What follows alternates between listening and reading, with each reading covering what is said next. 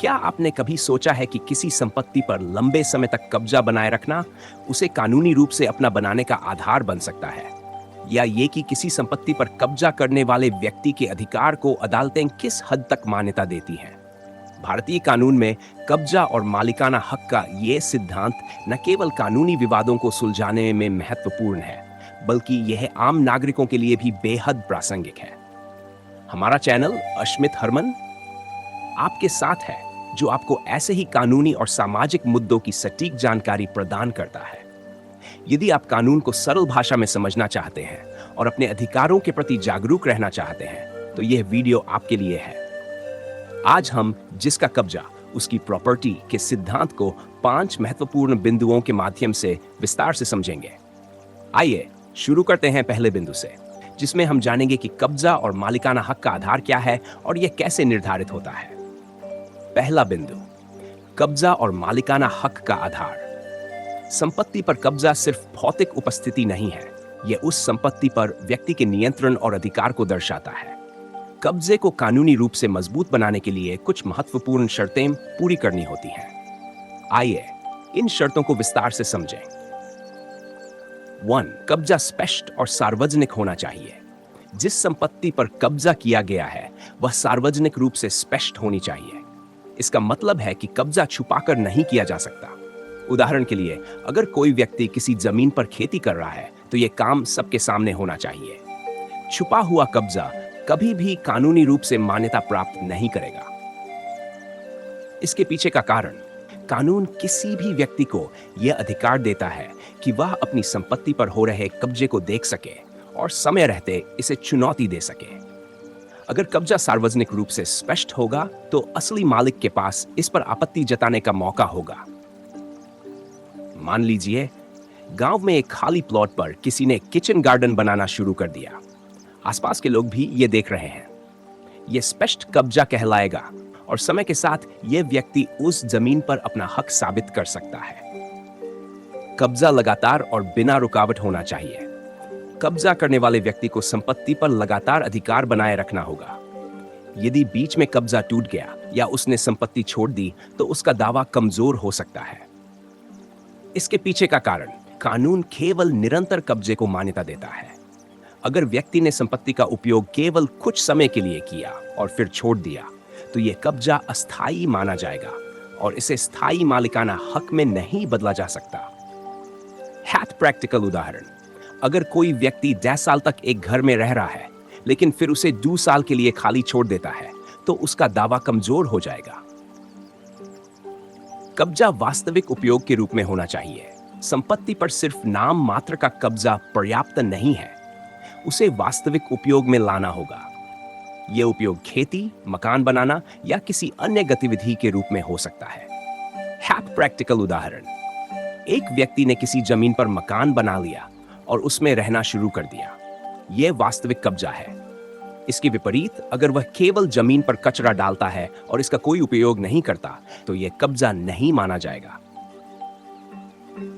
मालिक की निष्क्रियता। अगर संपत्ति का असली मालिक कब्जे को चुनौती नहीं देता तो यह कब्जा करने वाले के पक्ष में काम करेगा। इसे एडवर्स पोजेशन का सिद्धांत कहा जाता है।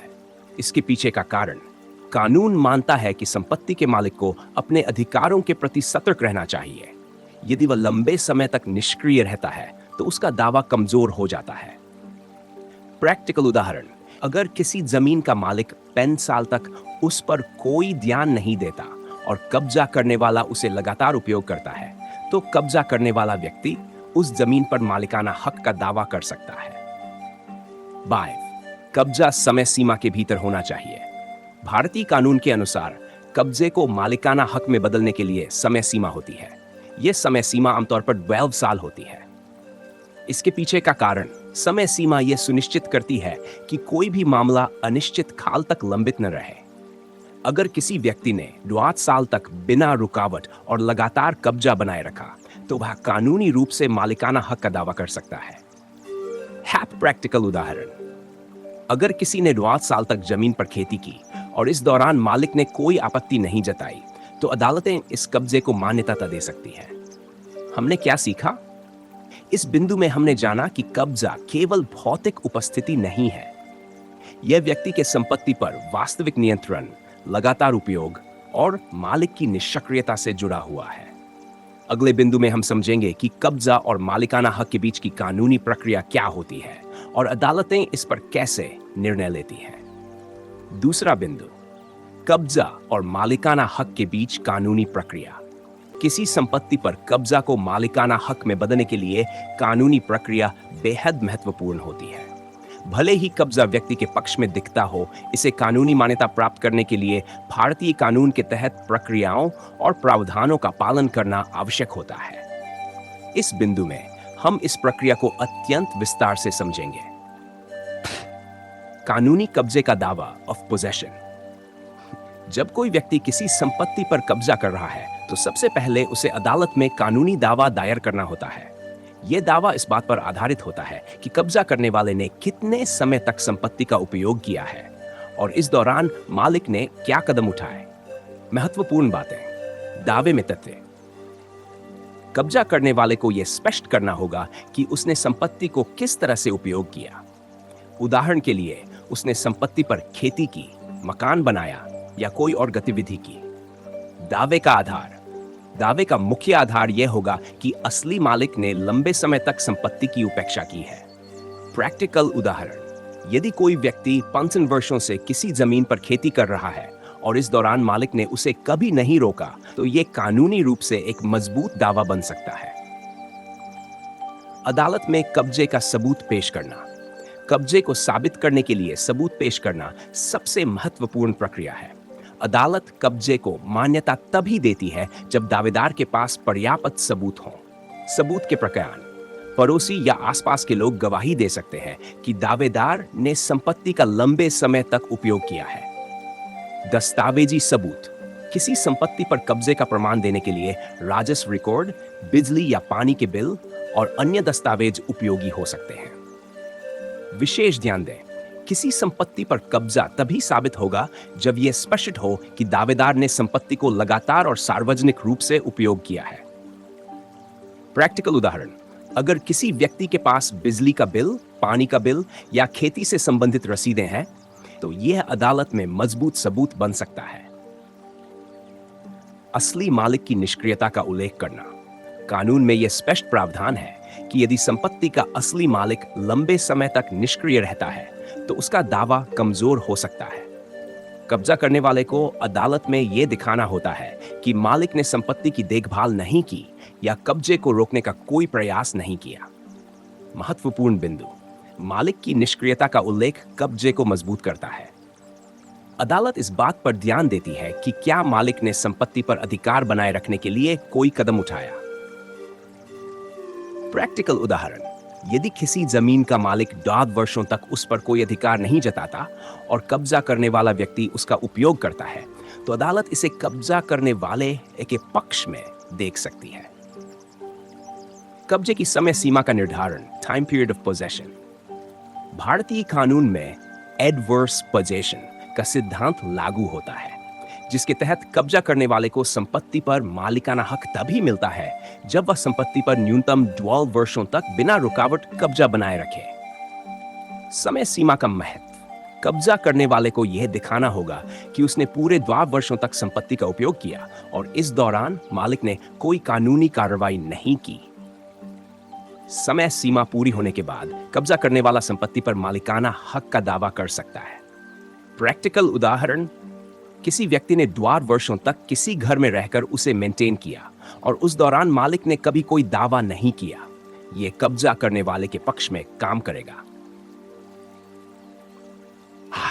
अदालत का निर्णय और आदेश। सभी सबूत और गवाहों को सुनने के बाद अदालत यह निर्णय लेती है कि कब्जा करने वाला व्यक्ति संपत्ति का मालिकाना हक पाने का दार है या नहीं। निर्णय में ध्यान देने योग्य बिंदु। कब्जे की वैधता। अदालत कब्जे की वैधता का मूल्यांकन करती है। मालिक की उपेक्षा। अदालत यह भी देखती है कि क्या असली मालिक ने संपत्ति पर ध्यान नहीं दिया। सबूतों की प्रामाणिकता। सभी सबूतों और गवाहियों की सत्यता पर गौर किया जाता है। निर्णय के परिणाम। यदि अदालत कब्जे को मान्यता देती है तो कब्जा करने वाले को कानूनी तौर पर संपत्ति का मालिक घोषित कर दिया जाता है। हमने क्या सीखा? इस बिंदु में हमने जाना कि कब्जा और मालिकाना हक के बीच की कानूनी प्रक्रिया कैसे काम करती है। कब्जा करने वाले को अदालत में सबूत और गवाहों के माध्यम से अपना दावा सिद्ध करना होता है। अगले बिंदु में हम जानेंगे कि संपत्ति के कब्जे से जुड़े विवादों को अदालत में किस प्रकार हल किया जाता है और इन विवादों में अदालत किन बिंदुओं को प्रमुख। तीसरा बिंदु, संपत्ति के कब्जे से जुड़े विवादों को अदालत में हल करना।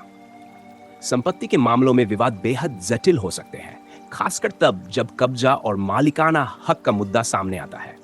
ये बिंदु पूरी तरह से यह समझाने पर केंद्रित है कि संपत्ति से जुड़े विवादों को अदालत किस प्रकार हल करती है और इस प्रक्रिया में कौन-कौन से कदम शामिल होते हैं। अदालत विवादों को हल करते समय कानूनी पहलुओं, सबूतों और पक्षकारों के दावों पर पूरी गहराई से विचार करती है। विवाद की प्रकृति को समझना। अदालत सबसे पहले विवाद की प्रकृति को समझती है। संपत्ति के विवाद आमतौर पर निम्नलिखित प्रकार के हो सकते हैं। मालिकाना हक का विवाद। ये विवाद तब उत्पन्न होता है जब संपत्ति पर दो या अधिक पक्ष मालिकाना हक का दावा करते हैं। कब्जे का विवाद।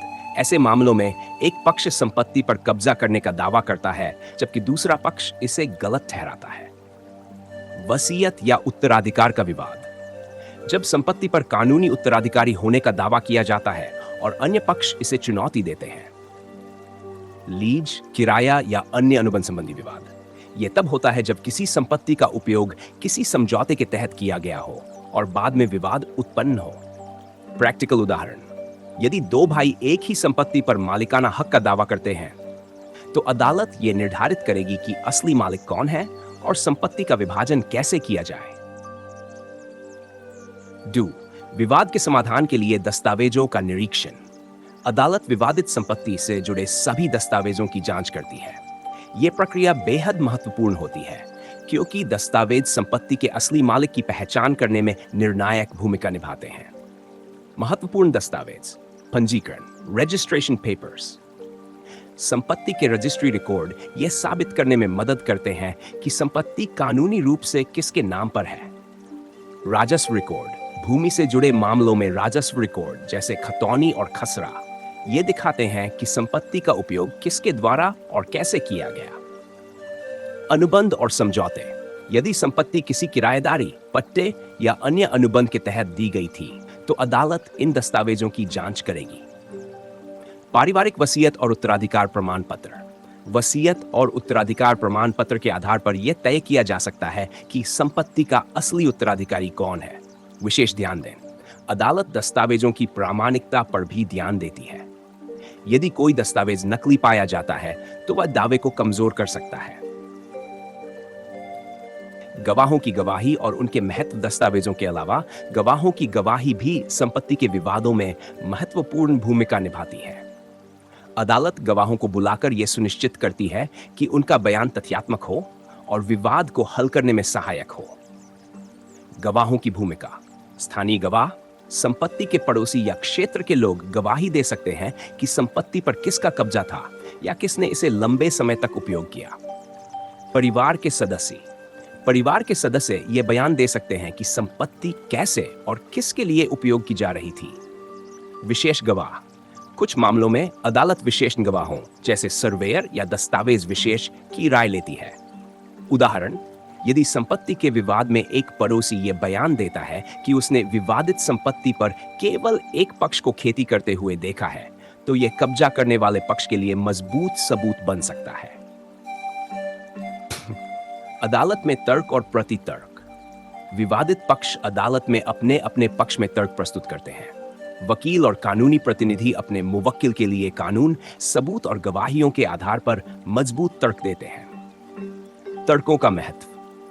तर्क ये साबित करने पर केंद्रित होते हैं कि संपत्ति पर कब्जा या मालिकाना हक किसके पक्ष में है। दोनों पक्ष अदालत में अपने तर्कों को मजबूती देने के लिए कानून और न्यायपालिका के पिछले फैसलों का हवाला देते हैं। विशेष बिंदु। अदालत यह सुनिश्चित करती है कि तर्क तथ्यों और कानून के दायरे में हो। भावनात्मक तर्क या आधारहीन दावे विवाद को कमजोर कर सकते हैं। अदालत का निर्णय और आदेश। सभी दस्तावेजों, गवाहियों और तर्कों की समीक्षा करने के बाद अदालत अंतिम निर्णय देती है। अदालत का निर्णय इस बात पर आधारित होता है कि किस पक्ष ने अपना दावा मजबूत तरीके से साबित किया है। निर्णय के प्रमुख पहलू। अदालत विवादित संपत्ति पर कब्जे की वैधता का निर्धारण करती है। यदि कब्जा करने वाले ने संपत्ति को लंबे समय तक उपयोग किया है और दस्तावेजों में कोई गड़बड़ी नहीं है, तो अदालत कब्जा करने वाले को संपत्ति का मालिकाना हक दे सकती है। अदालत अपने आदेश में विवाद को पूरी तरह से हल करने के लिए आगे की प्रक्रियाओं का भी उल्लेख कर सकती है, जैसे कि संपत्ति का विभाजन या नीलामी। प्रभाव। अदालत का निर्णय विवाद को समाप्त कर देता है और संबंधित पक्षों के लिए स्पष्टता लाता है। हमने क्या सीखा? इस बिंदु में हमने जाना कि संपत्ति के विवादों को अदालत में कैसे हल किया जाता है। अदालत दस्तावेजों, गवाहियों और कानूनी तर्कों के आधार पर निर्णय देती है। अगले बिंदु में हम यह समझेंगे कि संपत्ति के कब्जे के विवाद में कौन कौन से कानूनी नियम लागू होते हैं और कब्जे को वैध बनाने के लिए क्या शर्तें पूरी। चौथा बिंदु, संपत्ति पर कब्जे को वैध बनाने के लिए कानूनी प्रक्रियाएं और नियम। संपत्ति के मामलों में यह समझना बहुत महत्वपूर्ण है कि कब्जे को वैध बनाने के लिए कौन कौन सी कानूनी प्रक्रियाएं अपनानी पड़ती हैं। कब्जा करना तभी वैध माना जाएगा जब यह कानून के अनुसार हो और उसमें किसी भी प्रकार की अनियमितता ना हो। इस बिंदु में हम विस्तार से ये जानेंगे कि कब्जे को वैध साबित करने के लिए कौन कौन से दस्तावेज, कानूनी शर्तें और नियम आवश्यक हैं। वैध कब्जे का आधार, लीगल बेसिस ऑफ पोजेशन। कब्जे को वैध बनाने के लिए सबसे पहले यह साबित करना जरूरी होता है कि कब्जा किसी वैध आधार पर किया गया है। अदालत इस बात पर ध्यान देती है कि क्या संपत्ति का मालिकाना हक वैध दस्तावेजों के आधार पर है। क्या कब्जा करने वाला व्यक्ति लंबे समय से उस संपत्ति का उपयोग कर रहा है। क्या कब्जा किसी अनुबंध, वसीयत या उत्तराधिकार प्रमाण पत्र के तहत किया गया है। कानूनी प्रक्रिया। कब्जा तभी वैध माना जाएगा जब संपत्ति से संबंधित सभी दस्तावेज और प्रमाण स्पष्ट हो। यदि कोई व्यक्ति बिना अनुमति या दस्तावेज के किसी संपत्ति पर कब्जा करता है तो इसे अवैध कब्जा माना जाएगा। उदाहरण, यदि कोई किसान एक जमीन पर 80 साल से खेती कर रहा है लेकिन उसके पास जमीन के स्वामित्व का कोई दस्तावेज नहीं है, तो वह उस जमीन का कानूनी स्वामी नहीं हो सकता। हालांकि यदि वह यह साबित कर दे कि उसने लंबे समय तक बिना किसी आपत्ति के उस जमीन का उपयोग किया है, तो अदालत उसका पक्ष ले सकती है। दस्तावेजों का डॉक्यूमेंटेशन। संपत्ति के कब्जे को वैध साबित करने के लिए दस्तावेजों का होना अनिवार्य है। ये दस्तावेज कब्जे को कानूनी और वैध बनाने में महत्वपूर्ण भूमिका निभाते हैं। आवश्यक दस्तावेज, खसरा और खतौनी। ये भूमि से संबंधित दस्तावेज होते हैं जो ये दिखाते हैं कि जमीन किसके नाम पर पंजीकृत है। पंजीकरण प्रमाण पत्र, ये प्रमाणित करता है कि संपत्ति का स्वामित्व वैध तरीके से स्थानांतरित हुआ है। पावर ऑफ अटॉर्नी, यदि संपत्ति किसी और के नाम पर दी गई है तो इसका रिकॉर्ड होना आवश्यक है। कर भुगतान रसीदें, टैक्स रिसीप्ट्स, यह साबित करता है कि संपत्ति पर करों का नियमित भुगतान किया गया है। विशेष ध्यान दें, अदालत में केवल मौखिक दावे करने से कब्जा वैध साबित नहीं होता। दस्तावेजों में पारदर्शिता और स्पष्टता होनी चाहिए। प्रभाव, यदि दस्तावेज पूर्ण और वैध है तो कब्जे को वैध साबित करना आसान हो जाता है। लंबे समय तक संपत्ति का उपयोग, लॉन्ग टर्म यूजेज। भारतीय कानून में यह प्रावधान है कि अगर कोई व्यक्ति लंबे समय तक किसी संपत्ति का उपयोग करता है तो उसे कब्जा करने का अधिकार मिल सकता है। क्या होता है लंबे समय तक कब्जा? भारतीय कानून के तहत अगर कोई व्यक्ति किसी संपत्ति पर लगातार 2 साल तक बिना किसी आपत्ति के कब्जा बनाए रखता है तो वह संपत्ति का मालिकाना हक प्राप्त कर सकता है। यह प्रक्रिया कब्जे के अधिकार, एडवर्स पोजेशन, के तहत आती है। शर्तें, कब्जा स्पष्ट और निरंतर होना चाहिए। किसी ने भी उस कब्जे को कानूनी रूप से चुनौती न दी हो। उदाहरण, यदि कोई व्यक्ति 5 साल से एक खाली जमीन पर रहता है और वहां खेती करता है तो वह उस जमीन का मालिक बन सकता है, बशर्ते उस पर किसी ने आपत्ति न की हो। Forward, अदालत में कब्जे को वैध साबित करना, प्रूविंग पोजेशन इन कोर्ट। किसी संपत्ति पर कब्जे को वैध साबित करने के लिए अदालत में सभी तथ्यों और दस्तावेजों को प्रस्तुत करना होता है। कानूनी प्रक्रिया, अदालत में कब्जे को साबित करने के लिए गवाहों और दस्तावेजों का सहारा लिया जाता है। अदालत इस बात का भी आकलन करती है कि कब्जा करने वाला व्यक्ति की संपत्ति का उपयोग कैसे कर रहा है। अदालत यह देखती है कि कब्जा करने वाला व्यक्ति संपत्ति की देखभाल कर रहा है या नहीं। महत्वपूर्ण, कब्जे को साबित करने में समय लग सकता है, लेकिन अगर सबूत मजबूत हैं, तो अदालत कब्जा करने वाले के पक्ष में फैसला सुना सकती है। किसी भी प्रकार की धोखाधड़ी या दस्तावेजों में गड़बड़ी कब्जे के दावे को कमजोर कर सकती है। संपत्ति विवाद में समझौता, सेटलमेंट इन प्रॉपर्टी डिस्प्यूट्स। कई मामलों में अदालत यह सलाह देती है कि विवादित संपत्ति को लेकर दोनों पक्ष आपस में समझौता करें। समझौते का महत्व, समझौते से समय और धन की बचत होती है। अदालत में लंबे समय तक चलने वाले मुकदमे से बचा जा सकता है। समझौते के तरीके, संपत्ति का विभाजन करना, संपत्ति को बेचकर उससे प्राप्त धन को बांटना, आपसी सहमति से किसी एक पक्ष को संपत्ति का अधिकार देना। दो भाई अगर किसी संपत्ति को लेकर विवाद कर रहे हैं, तो अदालत उन्हें समझौते के माध्यम से विवाद हल करने की सलाह दे सकती है। हमने क्या सीखा? इस बिंदु में हमने जाना कि कब्जे को वैध बनाने के लिए दस्तावेजों, गवाहों और कानूनी प्रक्रियाओं का कितना महत्व है। अगले और अंतिम बिंदु में हम यह समझेंगे कि अगर किसी संपत्ति पर कब्जा गलत तरीके से किया गया है, तो उसे हटाने के लिए कौन कौन सी कानूनी प्रक्रियाएं अपनाई। पांचवां और अंतिम बिंदु है, अगर किसी संपत्ति पर गलत तरीके से कब्जा किया गया हो, तो उसे हटाने के लिए कौन कौन सी कानूनी प्रक्रियाएं अपनाई जा सकती है। संपत्ति पर गलत कब्जा करना भारतीय कानून के तहत एक गंभीर अपराध है। ऐसे मामलों में पीड़ित व्यक्ति अदालत की शरण में जाकर न्याय प्राप्त कर सकता है। इस प्रक्रिया में कई महत्वपूर्ण चरण और कानूनी प्रक्रियाएं शामिल होती हैं। सबसे पहले पीड़ित को यह साबित करना होगा कि वह संपत्ति का वास्तविक और वैध मालिक है। इसके लिए उसे स्वामित्व से संबंधित सभी दस्तावेज जैसे रजिस्ट्री, कर रसीदें, खसरा खतौनी आदि को अदालत में प्रस्तुत करना होगा। अदालत इन दस्तावेजों के आधार पर यह तय करती है कि संपत्ति पर असली हकदार कौन है। इसके बाद पीड़ित को स्थानीय पुलिस में शिकायत दर्ज करानी चाहिए। पुलिस यह सुनिश्चित करेगी कि कब्जा अवैध है या नहीं। पुलिस रिपोर्ट में यह लिखा जाना चाहिए कि कब्जा करने वाले ने संपत्ति पर गलत तरीके से कब्जा किया है और उसे हटाने की आवश्यकता है। कई बार पुलिस द्वारा मामला सुलझने के बाद भी यदि कब्जा हटाया नहीं जा सकता है, तो पीड़ित को अदालत में पोजेशन सूट यानी कब्जा मुकदमा दायर करना होगा। यह मुकदमा विशेष रूप से संपत्ति के वैध स्वामित्व को पुनः स्थापित करने के लिए दायर किया जाता है। अदालत में इस प्रकार के मामलों को सुलझाने में समय लग सकता है, लेकिन यदि दस्तावेज और साक्ष्य सही हैं, तो न्याय पीड़ित के पक्ष में होता है। इसके अलावा यदि कब्जा करने वाला व्यक्ति संपत्ति को नुकसान पहुंचा रहा है या वहां अवैध निर्माण कर रहा है, तो अदालत स्थगन आदेश जारी कर सकती है। यह आदेश कब्जा करने वाले व्यक्ति को संपत्ति पर किसी भी प्रकार का निर्माण रोकने के लिए बाध्य करता है। अंत में यदि अदालत का निर्णय पीड़ित के पक्ष में आता है और कब्जा करने वाला व्यक्ति फिर भी संपत्ति खाली नहीं करता है, तो कोर्ट कमिश्नर की मदद ली जाती है। कोर्ट कमिश्नर के तहत पुलिस और प्रशासनिक अधिकारी मौके पर जाकर अवैध कब्जा हटाते हैं और संपत्ति को असली मालिक को सौंप देते हैं। इस बिंदु में हमने यह सीखा कि गलत कब्जा हटाने के लिए अदालत, पुलिस और प्रशासन की मदद से न्याय कैसे प्राप्त किया जा सकता है। अब तक इस वीडियो में हमने कब्जे और संपत्ति से जुड़े 5 प्रमुख पहलुओं को जाना। आशा करते हैं कि आपको यह जानकारी उपयोगी लगी होगी। अगर आपके पास संपत्ति या कानून से संबंधित कोई और प्रश्न है, तो कृपया हमें बताएं। हमारे चैनल अश्मित हरमन पर हम ऐसी ही उपयोगी और रोचक जानकारी लेकर आते रहते हैं।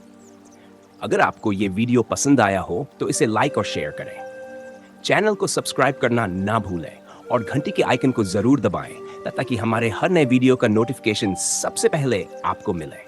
धन्यवाद।